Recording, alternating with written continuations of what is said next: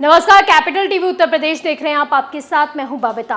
23 जून को उत्तर प्रदेश में लोकसभा का चुनाव होना है, जिसमें एक तरफ जहां बीजेपी की लोकप्रियता की परीक्षा होने वाली है, तो वहीं ये चुनाव समाजवादी पार्टी की प्रतिष्ठा की लड़ाई भी होगा। ऐसे में चुनावी समीकरण क्या कह रहा है, ये रिपोर्ट देखिए।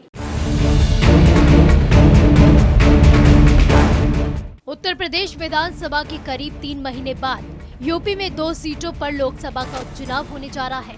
23 मई को आजमगढ़ और रामपुर की सीट पर उपचुनाव होने वाले हैं, जिसमें सपा, कांग्रेस और बसपा की तरफ से अपने उम्मीदवारों और स्टार प्रचारकों का ऐलान भी कर दिया गया है। तो वहीं दूसरी तरफ कांग्रेस ने इन उपचुनावों से दूरी बनाए रखने का फैसला लिया है, जिस कारण आजमगढ़ में त्रिकोणीय मुकाबला होगा। तो वहीं रामपुर में सपा और बीजेपी की आमने सामने की टक्कर होने वाली है। पहले बात आजमगढ़ की करेंगे, जो शायद सपा का गढ़ माने जाने वाले इस सीट पर सपा सुप्रीमो अखिलेश यादव अपने परिवार की पकड़ बनाए रखना चाहते हैं। इसलिए उन्होंने इस सीट से अपने चचेरे भाई और पूर्व सांसद धर्मेंद्र यादव को टिकट दिया है। आपको बता दें कि इस सीट पर जहां 2014 में मोदी की आंधी में भी समाजवादी पार्टी के संरक्षक मुलायम सिंह यादव अपनी सीट बचाए रखने में कामयाब रहे थे, तो वहीं 2019 में इस सीट से सपा सुप्रीमो खुद चुनावी मैदान में उतरे थे और अपने पिता की विरासत को बचाए रखा। और अब धर्मेंद्र यादव इस सीट पर समाजवादी पार्टी के उम्मीदवार हैं। बीजेपी की बात करें तो बीजेपी ने इस सीट पर भोजपुरी अभिनेता और सिंगर दिनेश लाल यादव निरहुआ को अपना उम्मीदवार घोषित किया है।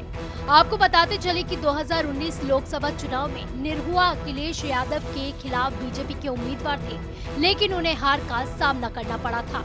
लेकिन एक बार फिर से बीजेपी ने निरहुआ पर भरोसा जताया है।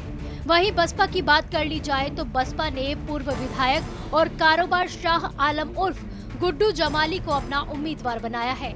बसपा के इस कदम को लेकर राजनीतिक विशेषज्ञों का ये कहना है कि बसपा गुड्डू जमाली के जरिए समाजवादी पार्टी के मुस्लिम वोट बैंक में सेंधमारी करने की कोशिशों में है। अब वोट बैंक की बात की जाए तो जहां इस सीट पर यादवों की संख्या 4 लाख है, तो वहीं मुसलमानों की संख्या 3 लाख और दलितों की संख्या 2,75,000 है। ऐसे में कौन किस समुदाय को किस हद तक साधने में कामयाब रहता है, ये तो चुनावी नतीजे ही बताएंगे। अब बात रामपुर की भी कर लेते हैं। तो रामपुर की सीट आजम खां के इस्तीफे के बाद खाली हुई थी।